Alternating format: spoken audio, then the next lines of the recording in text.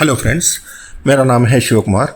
मैं आपका दोस्त और मैं आज आपके लिए ये एटीएम का ट्रांजैक्शन में फेल हुआ तो अपन क्या करना। अपने पैसे निकल गए मगर अपने को पैसे नहीं आए तो अपन क्या करना, मैं बोलना चाह रहा हूँ।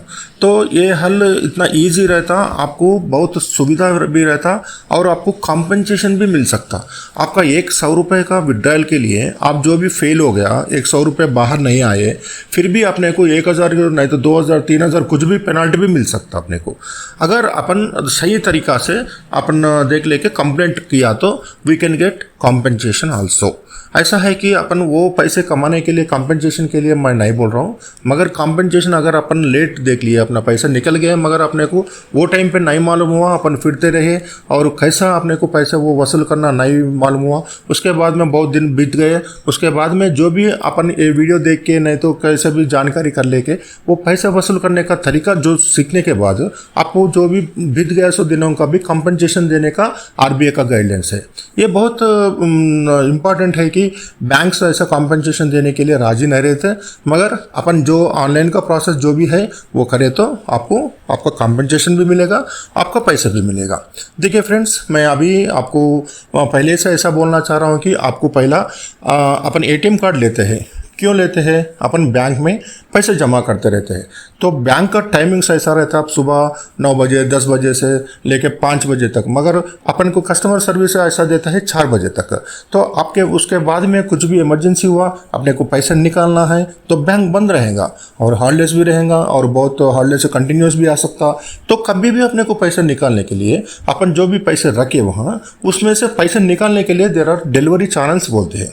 एक है बैंक को जाके पैसे लेने का और एक क्या है डेबिट कार्ड से पैसा लेने का, और एक तरीका है वो इंटरनेट बैंकिंग का। अभी नया तरीका जो आया वो UPI transactions and online transactions जो भी है वो पेमेंट गेटवे से होते रहता है। तो अभी इस मामले में अभी जानकारी के लिए और मैं अच्छा सुविधा के लिए मैं पूरा आपको इनिशियल से लास्ट तक जो भी होता है वो बताना चाह रहा हूँ। जल्दी में मैं पूरा आपको जो भी प्रोसेस है उसको बताऊंगा और इसको लंबा वीडियो करने का मेरे को कुछ वो नहीं है, आवश्यकता नहीं है। मैं आपको सिखाने के लिए ये जो भी मैं कर रहा हूँ ये प्रोसेस जो भी आप सीखे तो आपको ईजी, जो भी पैसे निकल गया अभी तक भी 6 महीने हो गया, आप भूल गया, वो पैसे भी अभी भी आप ला सकते हैं बैंक से। तो अभी मैं ऐसा बोलना चाह रहा हूँ कि अभी डेबिट कार्ड लिए आप बैंक का पैसे अपने जो पैसा कभी भी निकालने के लिए अपन डेबिट कार्ड का सुविधा है। तो एटीएम में जाने के बाद आप पीओएस का मशीन भी यूज़ करते शॉपों में, उसका छोड़िए, उसका भी अलग रास्ता है, उसका भी चार्जबाक की रहते। और इसमें एटीएम में अगर अपन पैसे निकालने को गए, पैसे निकालने को जो है तो क्या होता है, पिन नंबर मारता है, आपका कार्ड नंबर वो चेक करता है, बैलेंस को चेक कर लेके आपको 1 मिनट के बाद में पैसे काउंट करता है, मगर एक बार नहीं दे सकता। वो टाइम पे करंट चला गया नहीं तो कनेक्टिविटी चला गया, ये टाइम ऐसा रुक जाता है। रुक जाने के बाद आपको क्या होता है, आपको मैसेज आ जाएगा आपका बैंक में पैसे कट हो गया।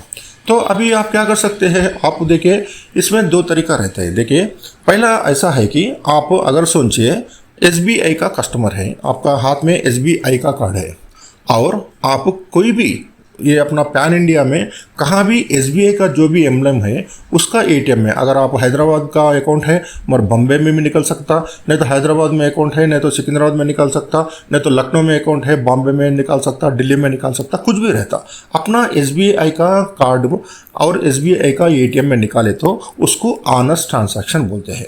और एक्सिस बैंक का कार्ड वाला एक्सिस बैंक का एटीएम में निकाले तो उसको ऑनेस्ट बोलेंगे। तो अगर कार्ड और एटीएम पूरा दोनों दूसरा है, अगर एसबीआई का कार्ड है अपन गए एक्सिस बैंक का एटीएम को, आईसीआईसीआई का एटीएम को, नहीं तो आईसीआईसीआई कार्ड वाला कुछ आंध्रा बैंक का एटीएम को चले गया, तो ऐसे गया तो उसको ऑफर्स ट्रांजैक्शन बोलेंगे। अभी देखिए कभी भी अपन ऑनेस्ट ट्रांजैक्शन करना माने अपना कार्ड जो भी है वही बैंक का खाता एटीएम में गया तो अपने को अगर कुछ पैसे नहीं मिला तो उसका सुविधा जल्दी मिलेगा। अगर आप ऐसा ट्रांजैक्शन करते हैं कि क्रॉस ट्रांजैक्शन, दूसरा बैंक का ऑफर्स ट्रांजैक्शन बोलते, तो अपना कार्ड एक रहता, दूसरों का एटीएम में अपन पैसे निकाले, जब क्या सेटलमेंट के लिए और कुछ थोड़ा सुविधा के लिए अपने को उतना सुविधा नहीं रहता। अपन कभी भी देखिए आपका जो भी बैंक में खाता है, आपको कुछ भी दिक्कत हुआ, प्रॉब्लम हुआ, आप अपना बैंक का आपका जो भी खाता है वो बैंक को चले जाना। देखिए, अब मैं ये बोलना चाह रहा हूँ कि अगर आप एसबीआई का कार्ड वाला है और खाता एसबीआई में है, मगर एचडीएफसी एटीएम में आपका पैसे नहीं आया, मगर पैसे कट हो गया, तो आप एचडीएफसी बाजू जो भी ब्रांच है उसमें नहीं जाना। गए तो भी उन लोग काम नहीं करते आपके लिए। क्यों बोलते हो? आपका बारे में सुनने वाले आपका बैंक खाता कहाँ खुला है वहाँ सुनते हैं। आप देखिए, अगर बॉम्बे में आप है 4 दिन के लिए गए, हैदराबाद में खाता है, नहीं तो दिल्ली में आपका खाता है, आप बेंगलुरु को आया है, तो बेंगलुरु से आप कहाँ भी कौन सा भी ब्रांच में भी जा सकते हैं, मगर एसबीआई का खाता ब्रांच में जाना कि बोलना है कि हमारे को ये दिक्कत हुआ है। और एक आजकल ऑनलाइन में मैं जो बोला, आप बैंक को बात जागने का जरूरत नहीं है, कुछ भी नहीं है।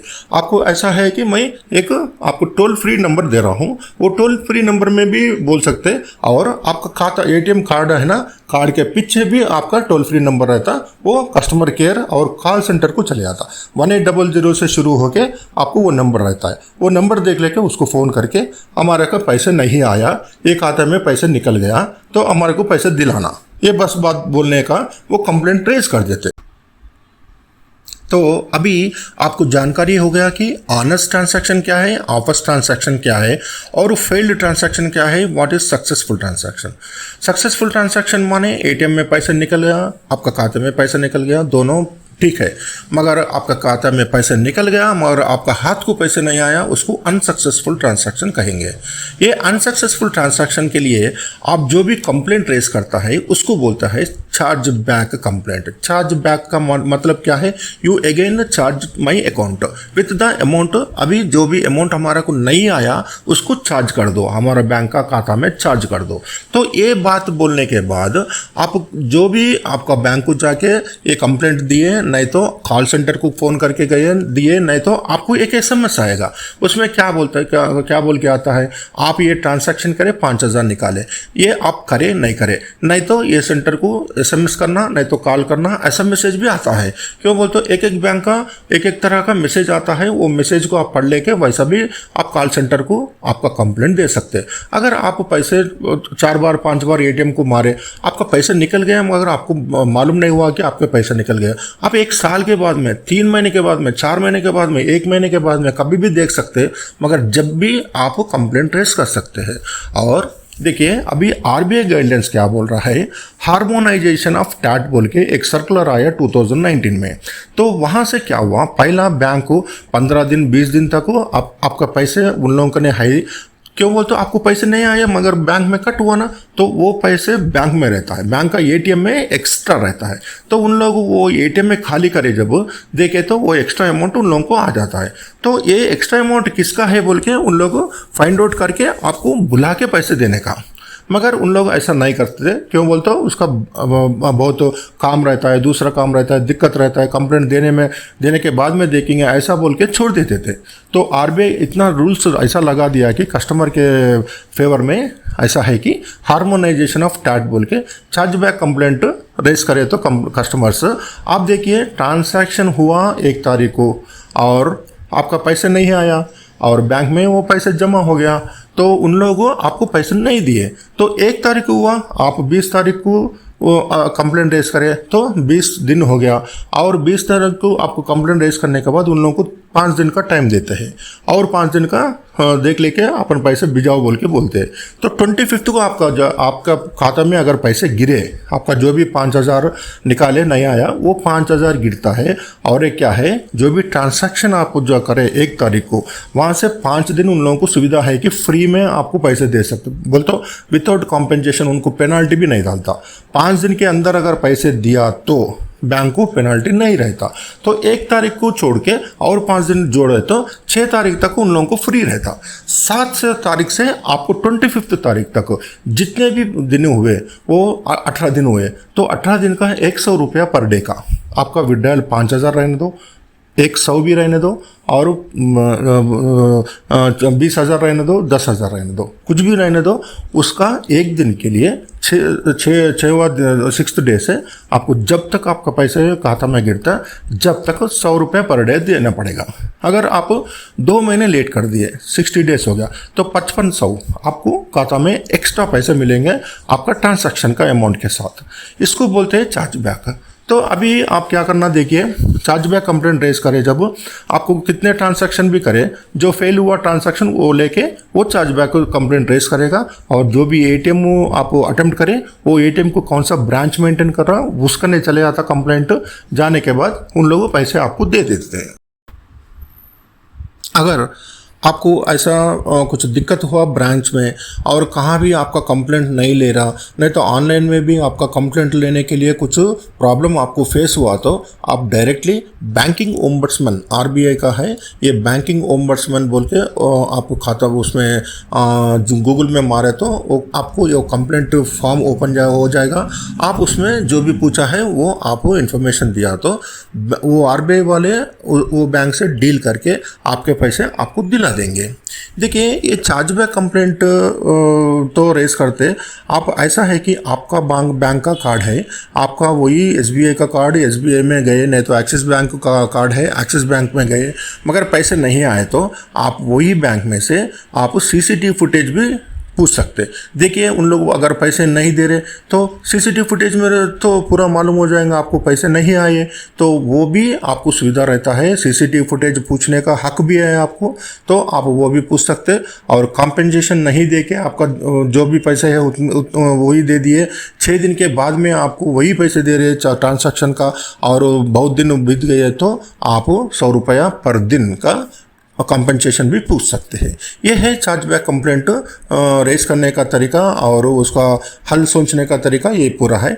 आप कुछ भी उसमें से ज़्यादा सोचने का नहीं है, आप ऐसा करना है कि जो भी आपका बैंक है, आपका बैंक का कोई भी शाखा में जाइए, आप ये चार्जबैक कंप्लेंट का कंप्लेंट दीजिए। आप जो भी एटीएम कार्ड से करा वो एटीएम कार्ड नंबर पूछे तो आप दे सकते हैं, मगर उन लोगों को क्या है वो खाता आपका खाता से कौन सा ट्रांजैक्शन हुआ, कितने ट्रांजैक्शन हुआ उन लोग देख लेके वो ट्रांजैक्शन वो आपका कार्ड का ट्रांजैक्शन आपका ही चाहे बोल के उन लोग कंफर्म करने के बाद चार्जबैक को कंप्लेंट रेज करते हैं। तो this is the procedure my dear friends, the chargeback complaint देने का और पैसे अपना जो भी नहीं आया उसको वसूली करने का बैंक से और कंपनसेशन भी लेने का है। ये पूरा आपको सुविधा है। आपको कभी भी अभी 1 साल हो गया, 2 साल हो गया, 1 महीना हो गया, ऐसा छोड़ दिए सो पैसों को भी अभी भी आप निकाल के वो कंप्लेंट को रेज कर सकते। अगर कंप्लेंट बहुत दिन के बाद है बोल के नहीं लिया तो आप बैंकिंग ओम्बड्समैन में आप कंप्लेंट रेज कर सकते हैं। आपके पैसे आपको देने का पूरा अवसर बैंक को रहता है। तो फ्रेंड्स अभी आपका ये जानकारी आपको बहुत हेल्प हुआ होगा और इन फ्यूचर में कभी भी आपको ऐसा दिक्कत हुआ तो छोड़ने का नहीं है, आप ये प्रोसेस को फॉलो करना है। Thank you friends and all the best for you. और फ्रेंड्स मेरे चैनल को सब्सक्राइब करना और लाइक करना, कमेंट भी करना, शेयर भी करना, सो दैट मैं अच्छा वीडियो अभी भी आपको लाके आपको एक्सप्लेन करूँगा। बैंक का उसमें आपको जो भी है लोन्स के बारे में, डिपॉजिट्स के बारे में जो भी आपका जो भी डाउट्स है आप कमेंट्स में लिखिए, मैं उसका पूरा मैं सॉल्यूशंस आपको देते रहूँगा। और एसबीआई का तो आपको और मैं आपको जानकारी देने के लिए मैं तो रेडी हूँ। आप तो मेरे को कमेंट करिए जो भी आपका डाउट्स है प्लीज़।